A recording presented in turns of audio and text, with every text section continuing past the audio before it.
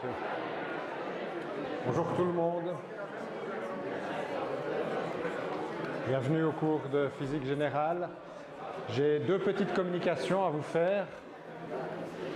La première, c'est que les notes que je vais vous présenter aujourd'hui, elles ont très très légèrement évolué par rapport à celles qui étaient sur le Moodle jusqu'à hier soir ou hier matin, je ne sais pas. En fait, ce qui va changer, c'est juste les 3-4 slides que je vais vous montrer en premier. Elles sont sur le réseau, donc il n'y a pas de souci. Deuxième communication, c'est qu'on commence à faire face à une situation sanitaire qui devient compliquée. Et le nombre d'assistants qui sont soit malades, soit en quarantaine, il a bien augmenté ces derniers jours. Il y en a en tout cas 5 ou 6 qui sont pas là. Et donc, ils se sont proposés pour assurer leur séance d'exercice de cet après-midi en ligne. Donc, ce que je vous suggère de faire, c'est si vous désirez, même si vous êtes dans la salle et que votre assistant n'est pas là et que vous avez besoin de lui, vous allez sur Moodle, vous trouverez un lien Zoom qui vous permettra de le contacter. Et j'ai peur que ça va être comme ça pour un moment encore. J'espère vraiment qu'on pourra faire l'examen en présentiel parce que sinon on ne va pas rigoler. Voilà, on avait commencé à mettre en place les outils qui nous permettront de déterminer quel est le mouvement des planètes.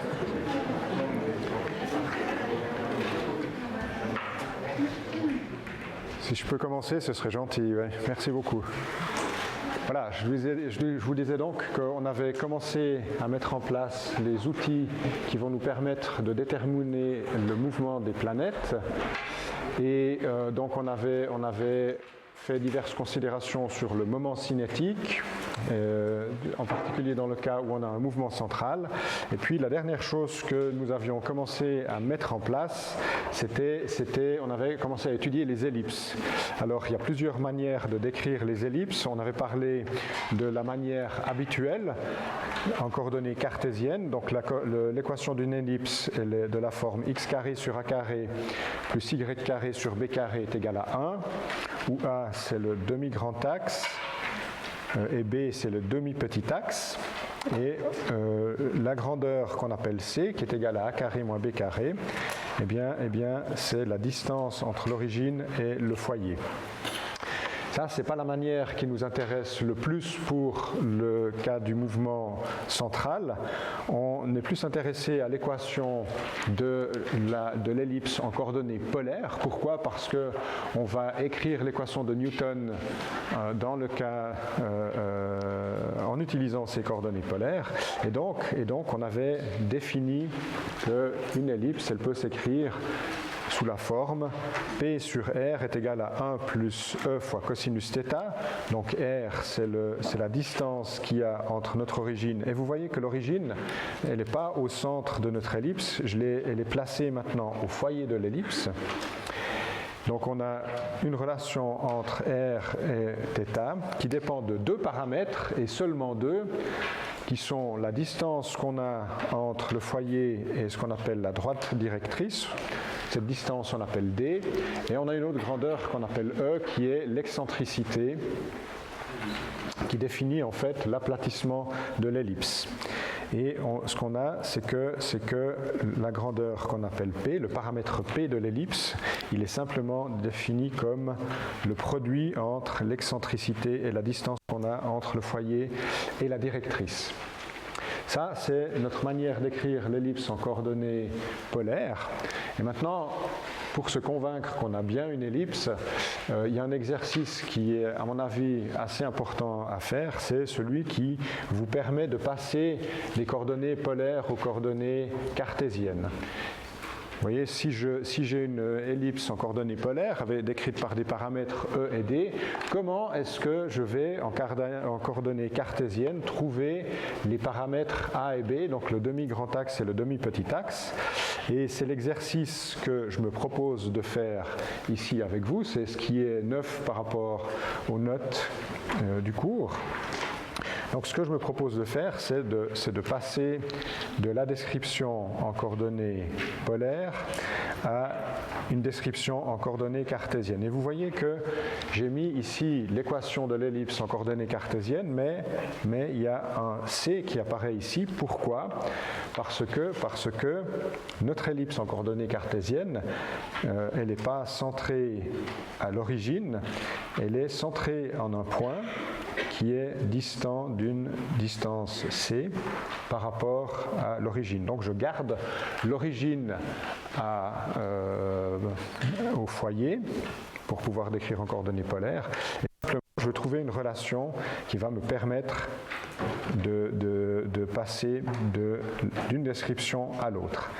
Et dans cette description en coordonnées cartésiennes, eh bien, je dois translater le tout d'une distance c. C'est pour ça que je vais chercher à écrire x plus c au carré sur a carré plus y carré sur b carré est égal à 1.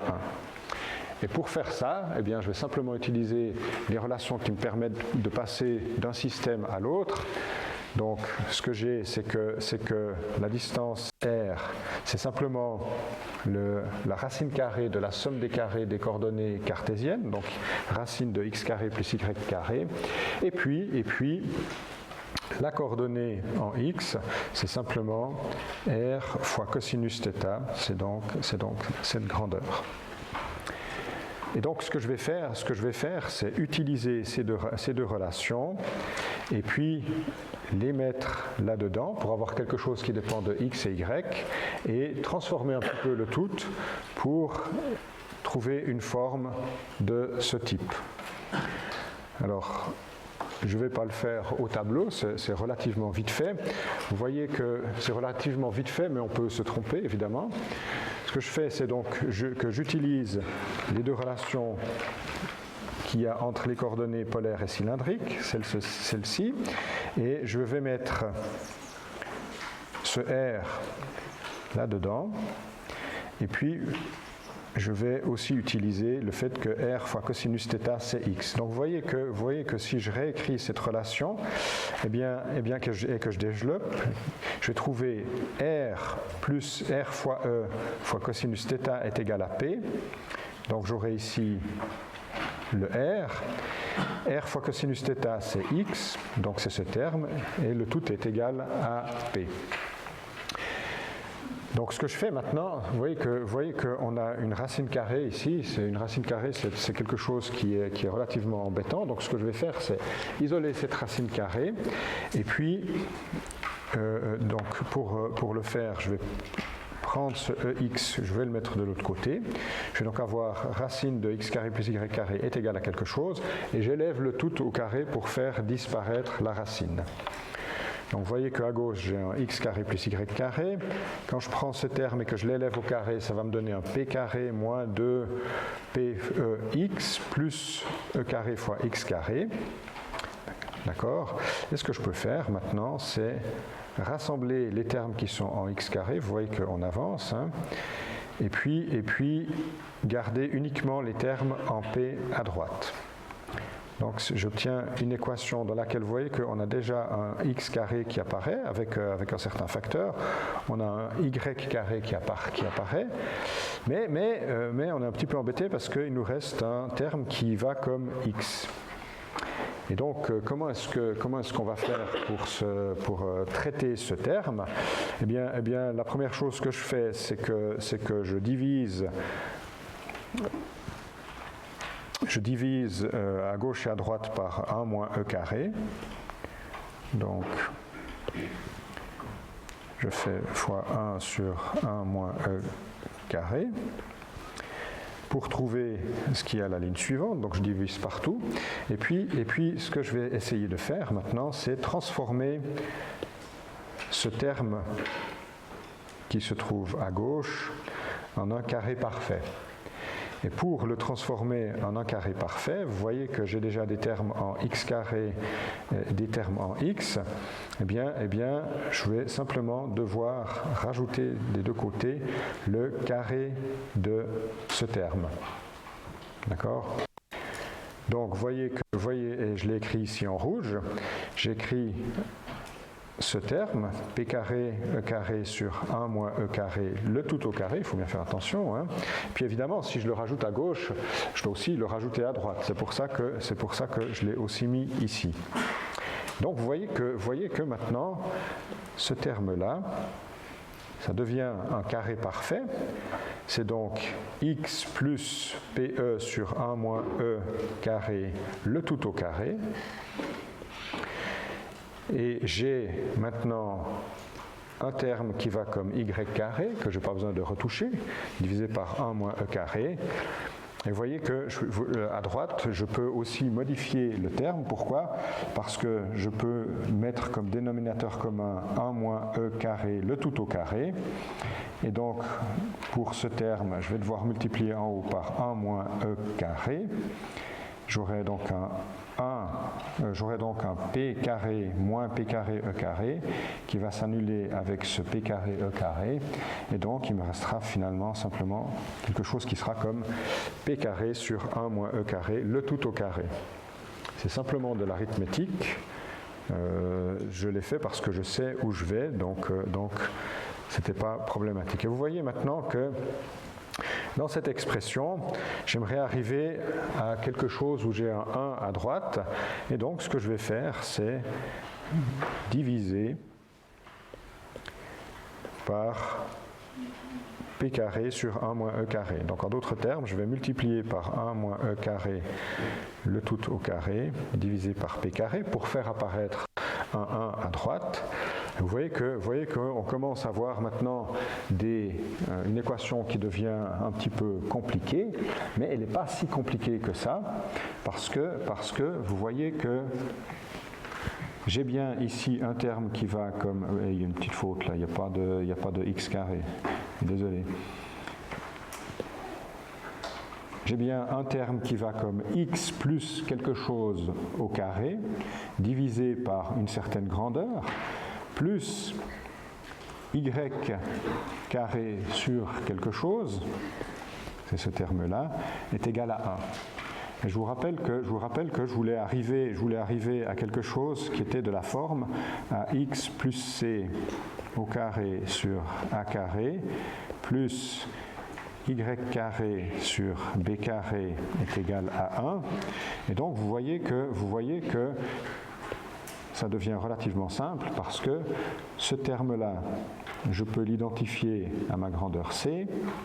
Ce terme p carré sur 1 moins e carré au carré, ça ce sera simplement a carré. Et puis le terme qu'on a là, qui est un tout petit peu différent, p carré sur 1 moins e carré, ça ce sera égal à b carré. Et donc, vous voyez que j'ai tout naturellement trouvé la relation qui me permet de passer des paramètres E et P de mon ellipse aux paramètres A et B, voire éventuellement le paramètre C. Il y a deux paramètres qui sont indépendants l'un de l'autre, c'est A et B, et C est relié à A et B par C carré est égal à A carré plus B carré. Donc, on est maintenant au bout de nos peines. Ce que je voudrais encore dire, c'est que la description avec l'excentricité et puis le paramètre D, P, c'est quelque chose qui me permet de décrire non seulement une ellipse, mais toutes les coniques qui existent. Et en fonction de la valeur de l'excentricité, eh bien, vous pouvez faire les dessins si vous voulez. On va obtenir des courbes qu'on appelle des coniques qui ont une forme différente. Si je prends, comme on l'a vu jusqu'à présent, une excentricité qui est comprise entre 0 et 1, c'est donc ce qu'on a ici, eh bien on a déjà vu que c'était une ellipse. Sans démonstration, je vous dis, si l'excentricité est égale à 0, eh bien on va obtenir un cercle. Si maintenant on a une excentricité qui est égale exactement à 1, on aura un cas particulier d'une ellipse mais qui se referme à l'infini, c'est ce qu'on appelle une parabole. Et puis si on a une excentricité qui est plus grande que 1, eh bien, on aura ce qu'on appelle une hyperbole. C'est une courbe dans laquelle on a des asymptotes vers laquelle la fonction tend quand x tend vers des grandes valeurs vers l'infini. Et donc cette excentricité, c'est quelque chose qui nous intéresse beaucoup parce que les courbes dont je viens de parler, donc le cercle, la parabole, l'hyperbole et l'ellipse, c'est les trajectoires possibles d'un objet en gravitation autour du Soleil ou d'une planète. Oui. Est-ce que à la slide 12, je crois qu'on a deux définitions pour C, une qui est pas juste. Alors la slide 12, là. Est-ce que pour C, en bas, il y a la racine ou pas? Dans le carré jaune, là. Ah oui, vous avez raison. Oui, C égale... Oui, vous avez raison. C, c'est égal à P...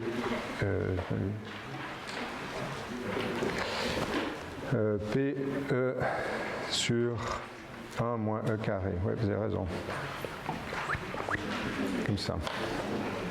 Ça, c'est typiquement une erreur de copy-paste. Mais ce qui est important, c'est vraiment de retenir qu'une conique, elle est décrite par deux paramètres. Que ce soit AB ou que ce soit EP, peu importe, c'est la même chose. Ce qui est important, c'est qu'on a deux paramètres. Alors maintenant, on a tous les outils qu'il nous faut pour déterminer la trajectoire d'une planète autour du Soleil. Et ce qu'on va faire, c'est dire, voilà, contrairement à l'observation, contrairement à ce qui s'est passé historiquement, on va admettre qu'on connaît la forme, la dépendance de la force de gravitation qui est en 1 sur r carré. Et on va se dire, cette force, on l'a déjà plus ou moins vue, elle va comme moins la masse de l'objet qui est en orbite autour du Soleil, fois une grandeur qu'on va appeler chi, divisée par le carré de la distance, et elle est dans la direction du vecteur unitaire qui relie la planète au centre du Soleil, par exemple. Et cette grandeur qu'on appelle chi, c'est une constante. Ce qu'on avait vu, quand je vous avais donné la forme de la force de gravitation, c'est qu'on avait vu que la grandeur chi, ce serait la masse autour duquel notre objet il est en gravitation, en orbite, multipliée par une grandeur qu'on appelle g, qui est la constante de gravitation universelle. Alors ce qu'on va faire pour trouver la forme de nos trajectoires, je vous rappelle qu'on va utiliser le fait qu'on a un mouvement qui est central. L'accélération, elle est toujours dirigée vers le même point. Si le mouvement il est central, ça veut dire que le moment cinétique il est constant. On en a déduit que le mouvement il est plan. On en a déduit que la vitesse aérolaire, c'est-à-dire l'air qui est balayé par le vecteur position à chaque instant, c'est une constante qu'on a appelée C. Et puis on avait dérivé une formule un petit peu étrange qu'on appelle la formule de Binet qui nous permet de relier l'accélération radiale à cette fameuse constante des airs C carré. On avait vu que l'accélération radiale, elle peut s'écrire comme ceci. Alors, la suite, elle est pas très très compliquée. Je vous donne la démarche que nous allons suivre, qui tient en très peu de points. Ce qu'on va faire, c'est qu'on va écrire l'équation de Newton d'un objet qui est en gravitation autour d'une masse lourde, typiquement la Terre autour du Soleil. Ce qu'on va faire, c'est qu'on va utiliser la composante radiale de cette équation de Newton, puisque c'est celle qui nous intéresse. Et ce qu'on fera, c'est qu'on utilisera la formule de Binet pour faire apparaître la constante des airs.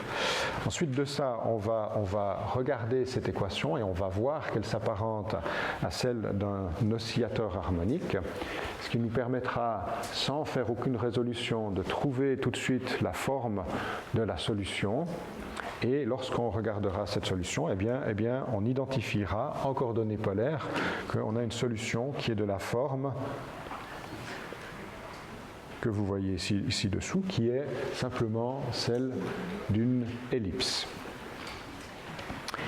Ensuite de ça, il faudra encore trouver les paramètres de l'ellipse en fonction des conditions initiales, mais la démarche ne sera pas trop compliquée. Vous voyez que je vais faire très très peu de calculs ici.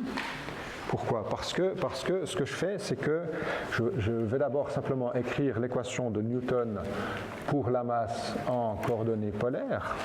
Et donc, cette équation de Newton, elle me dit simplement, je l'écris là, que la masse fois l'accélération radiale, c'est égal à la force qui est radiale par définition, et cette force, c'est moins m fois qui sur r carré.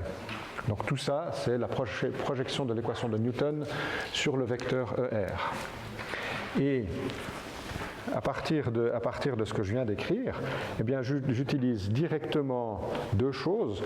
J'utilise premièrement la formule de Binet, qui me permet d'écrire que l'accélération radiale, c'est ce terme-là. Donc là, j'ai utilisé exactement la formule de Binet. Et puis, je vais aussi tout de suite utiliser le fait que la constante des airs, donc la constante qui apparaît ici, elle dépend directement du moment cinétique par la relation qu'on avait vue la semaine dernière, que la constante des airs, c'est rien d'autre que le moment cinétique divisé par la masse de l'objet qui est en gravité.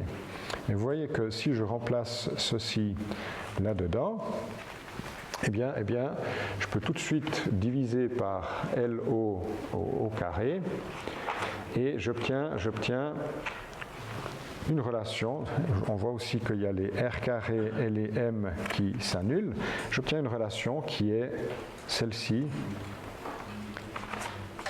Et donc, c'est une équation différentielle du second ordre en 1 sur R et qui dépend de θ. Et là maintenant, il faut avoir un petit peu l'œil parce que on voit tout de suite, avec un peu d'habitude, ça va même encore plus vite, je vous l'accorde, qu'on a une équation qui est proche de celle de l'oscillateur harmonique. Je vous rappelle l'équation de l'oscillateur harmonique avec l'exemple d'un ressort qui est pendu, d'une masse qui est pendue au bout d'un ressort verticalement. Cette équation, elle vous dit d carré sur dt carré de la position, donc là c'est la dérivée seconde de la position, plus la force de rappel du ressort, plus k fois x, est égal à la force de pesanteur. Et vous voyez que si j'identifie le t au θ, eh bien ce terme-là, ce sera le même que celui-là.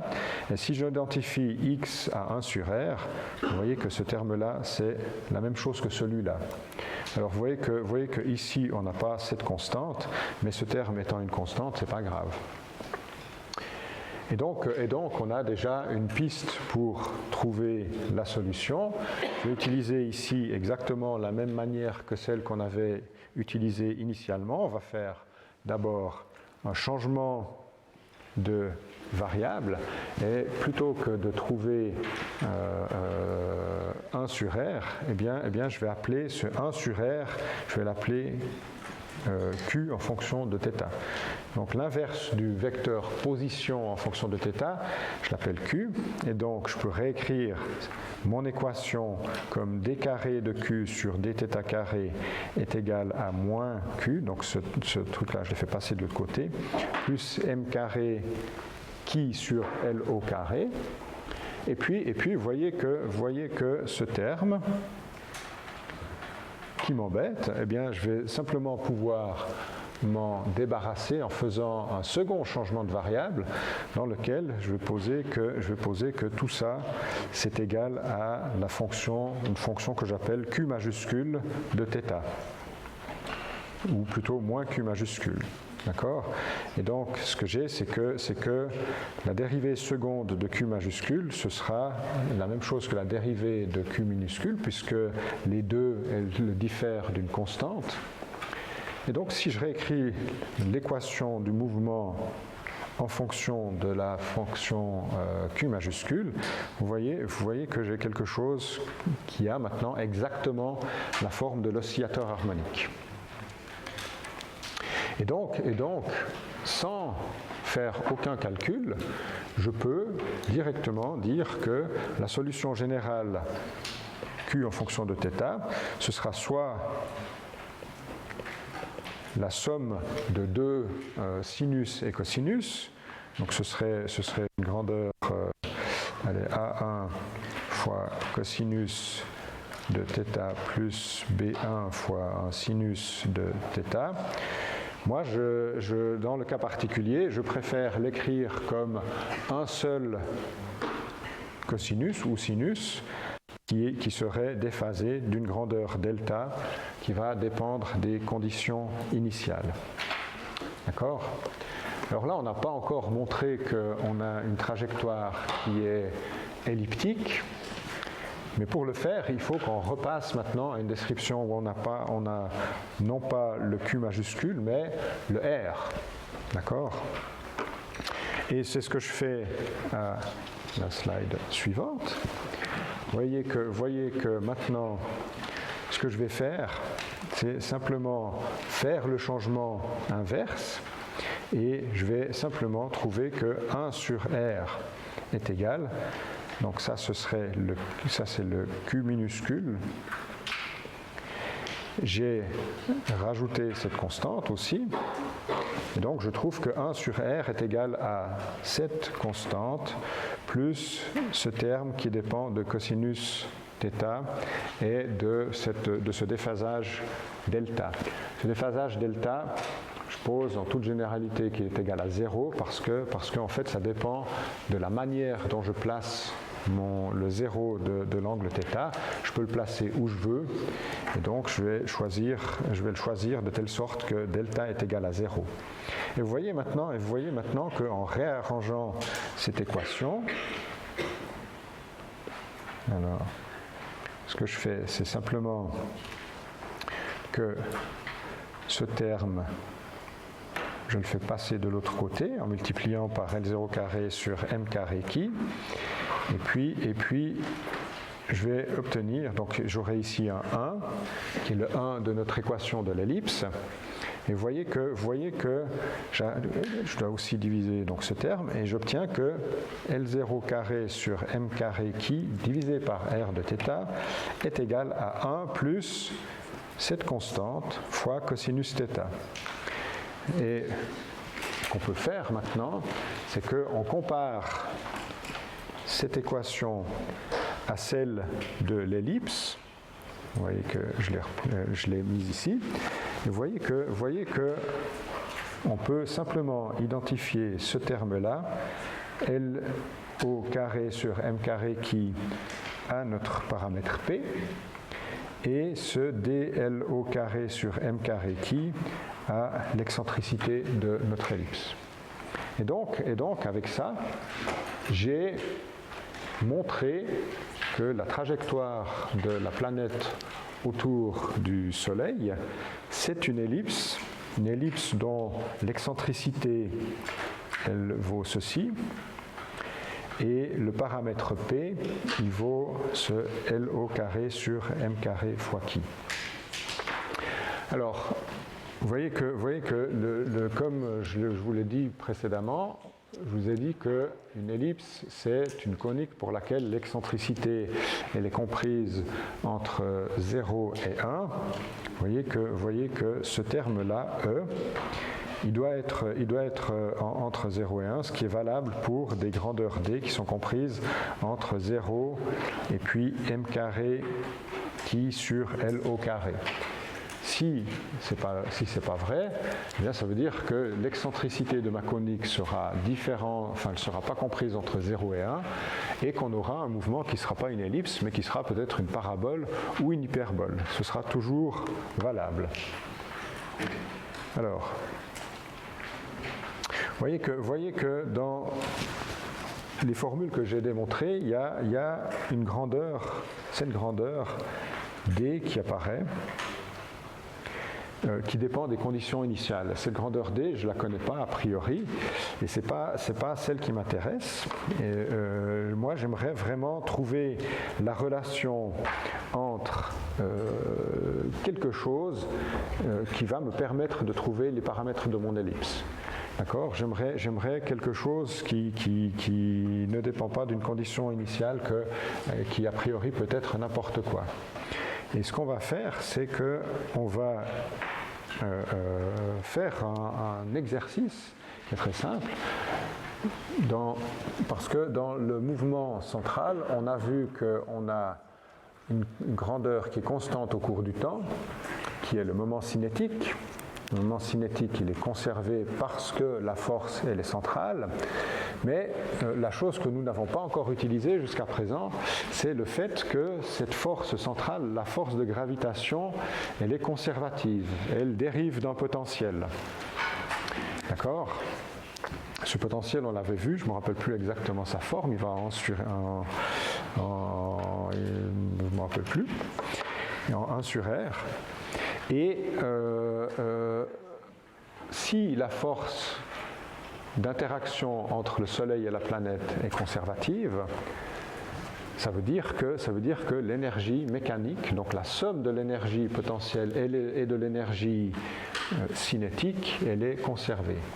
Et c'est ce qu'on va utiliser. Et donc, ce que j'aimerais montrer à présent, c'est que si je connais 2 grandeurs qui sont conservées lors de l'évolution, ces grandeurs, c'est l'énergie mécanique et le moment cinétique, eh bien, je peux déterminer les paramètres de ma conique, que ce soit son excentricité et son paramètre P, ou alors les 2 paramètres A et B de l'ellipse ou de la parabole. Alors c'est ce qu'on va faire jusqu'à présent. Donc, ce que je vais faire maintenant, c'est simplement écrire ce que vaut l'énergie mécanique dans le cas où on a un système qui est soumis à une force centrale en rotation autour d'un objet pesant. Alors, ce que je vais faire, c'est regarder ce que vaut l'énergie cinétique, puisque l'énergie potentielle, on la connaît déjà. Et l'énergie cinétique, vous voyez que je dois l'écrire comme 1/2 de la masse fois le carré de la vitesse. On est en coordonnées polaires, et donc la vitesse, elle s'écrit R point fois ER plus R θ point fois Eθ. Et maintenant, je ne peux plus faire aucune hypothèse sur le R point, puisqu'on n'est pas sur un cercle, on est sur une ellipse. Donc ce R point, il est différent de 0. Et ce R θ point, qui décrit la rotation, eh bien, il est aussi différent de 0. Mais ce que vous voyez, c'est que si je regarde le carré de la vitesse, je le trouve en projetant la vitesse sur elle-même, ce qui revient simplement à faire le produit scalaire entre V et V. Et vous voyez que lorsqu'on fait ce calcul, on obtient R point carré plus R carré θ point carré. Pourquoi ? Parce que ce terme multiplié par ce terme, ça va donner R point carré. Ce terme multiplié par ce terme, ça va donner R carré θ point carré. Et les termes croisés, comme celui-là, qui donnerait un R point θ point, il sera multiplié par ER fois Eθ, et comme ER et Eθ sont perpendiculaires l'un à l'autre, eh bien ces termes donnent 0. Donc vous voyez que la vitesse, je peux simplement l'écrire comme ceci. Donc je peux maintenant écrire l'énergie cinétique. Je l'écris comme 1/2 mr point carré plus 1/2 mr carré θ point carré. J'ai ce θ point qui m'énerve un petit peu, mais je peux utiliser une relation que nous avions vue avec la constante des airs, qui nous relie la constante des airs à θ point. Cette relation, c'est que R carré fois θ point, c'est égal à la constante des airs, qui est égale au moment cinétique par rapport à O divisé par M. Et donc, vous voyez que le terme qui est en θ point carré, je peux le faire disparaître, et il me reste un LO carré sur 2mr carré. On a déjà écrit l'énergie cinétique. Maintenant, on peut écrire l'énergie potentielle. Et donc, vous voyez qu'on a une force de gravitation qui va en 1 sur R carré. Vous pouvez faire l'exercice chez vous. Je crois que non, je ne vais pas donner l'exercice cette année, mais cette force, on peut l'écrire comme moins le gradient d'un potentiel qui est simplement un 1 sur R. Donc le potentiel, c'est maintenant une fonction scalaire. Et vous voyez que si vous dérivez cette fonction par rapport à R, si vous cherchez son gradient, eh bien, vous allez bien trouver la force de gravitation. Et finalement, je peux donc écrire la somme de l'énergie cinétique qu'on vient de trouver et de l'énergie potentielle. Ça donne quelque chose qui est comme ceci. Donc là, on a le terme d'énergie cinétique et là, on a le terme d'énergie potentielle. Ça, c'est l'énergie mécanique et je sais que cette énergie mécanique, elle est constante. Alors, ce que je vais faire maintenant, c'est une toute petite astuce. C'est juste un truc qui me... C'est pas une astuce, c'est quelque chose qui me simplifie la vie. C'est que l'énergie mécanique, je vais la diviser par la masse. Donc, ce que je vais faire, c'est diviser à gauche et à droite par la masse pour trouver que l'énergie mécanique divisée par m, c'est 1/2 R point carré plus L au carré sur 2m carré R carré moins qui sur R. Et cette grandeur, je l'appelle K. Et j'attire cette grandeur, évidemment, comme m est une constante, cette grandeur, elle est aussi conservée. Et j'attire votre attention sur le fait qu'il y a une toute petite différence avec ce qui se passe dans le MOOC au chapitre 13.2. C'est un tout petit peu différent, mais le résultat est évidemment le même. C'est juste la notation employée qui est différente. Alors maintenant, ce que je dois encore faire, c'est me dire, voyons, si je connais l'énergie mécanique, que j'appelle K ou E sur M, peu importe, si je connais le moment cinétique par rapport au centre de l'objet qui exerce sa force de gravitation, eh bien, comment est-ce que je vais faire pour déterminer les paramètres de ma conique? Alors, ce que je vais faire, c'est utiliser, comme avant, le fait que je vais utiliser l'équation d'une conique, je vais utiliser le fait que la constante des airs, elle est définie par le rapport entre le moment cinétique et la masse. Je vais utiliser un paramètre de la conique qu'on vient de dériver, qu'on vient de voir, hein, c'est le facteur P qui allait comme L au carré sur M carré fois qui. Ça apparaît 3 slides avant. Et vous voyez que si je remplace le LO carré sur M carré par C carré sur qui, on a une expression qui est encore plus simple. Et vous voyez que je vais remplacer tout ça maintenant dans l'énergie mécanique dont on vient de voir qu'elle est constante, toujours un facteur de masse près. Et vous voyez que dans la forme de l'énergie mécanique que j'ai dérivée avant, j'ai aussi remplacé ce LO carré sur M carré par la constante des airs. Et donc la démarche que je vais faire, c'est simplement exprimer le R point et le R, puis remplacer tout ça dans la formule qui décrit la conservation de l'énergie mécanique. Alors, ça se fait comme on l'a déjà fait pour dériver la formule de Binet. Vous voyez que si je veux écrire la dérivée de R par rapport à θ, donc c'est le premier terme que je veux écrire. Pourquoi? Je le remplacerai ici après. Vous voyez que R en fonction de θ, la dérivée de R par rapport au temps, c'est dr sur dθ, fois la dérivée de θ par rapport au temps, donc dérivation d'une fonction composée.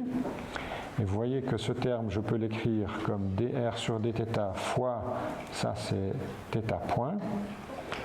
Et vous voyez que le θ point, le terme qui m'embête un petit peu, j'aime pas les θ, eh bien ce θ point, je vais utiliser cette formule pour dire que θ point c'est égal à C sur R carré.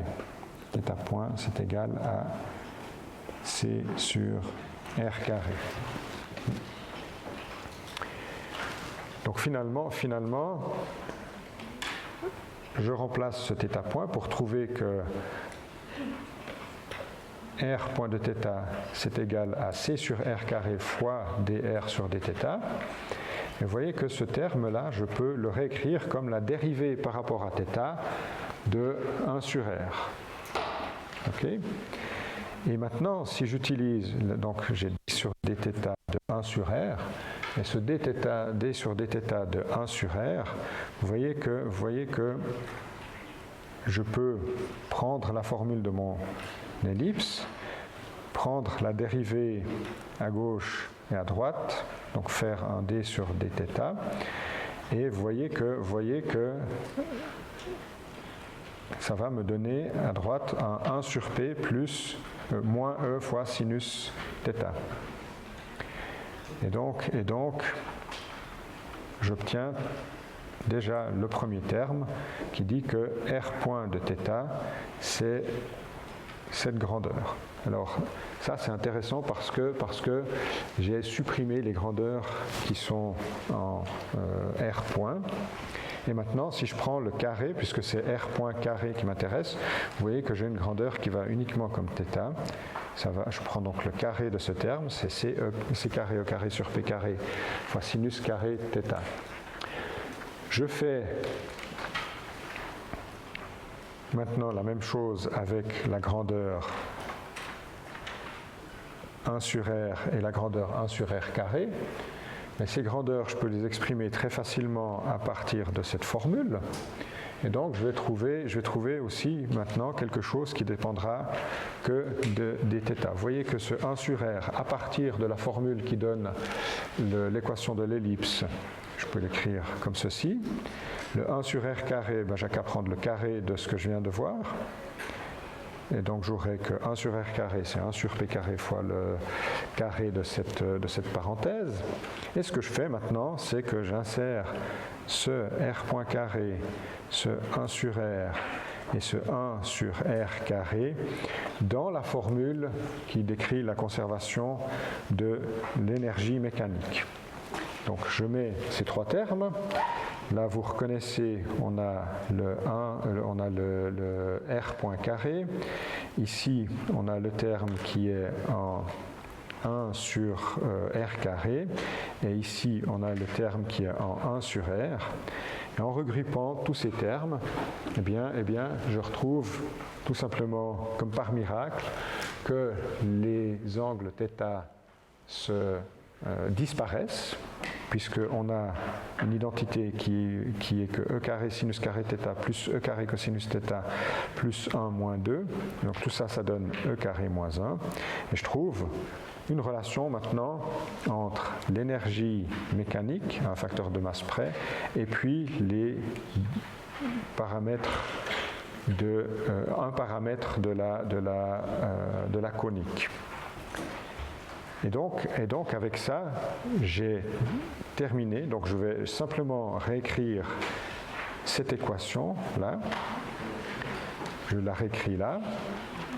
Et puis, on a une deuxième relation qu'on avait déjà vue, que je n'ai pas eu besoin de retravailler. P est égal à c carré sur qui.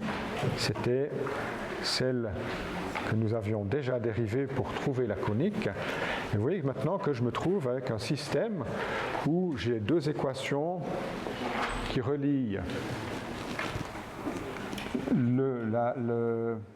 la grandeur C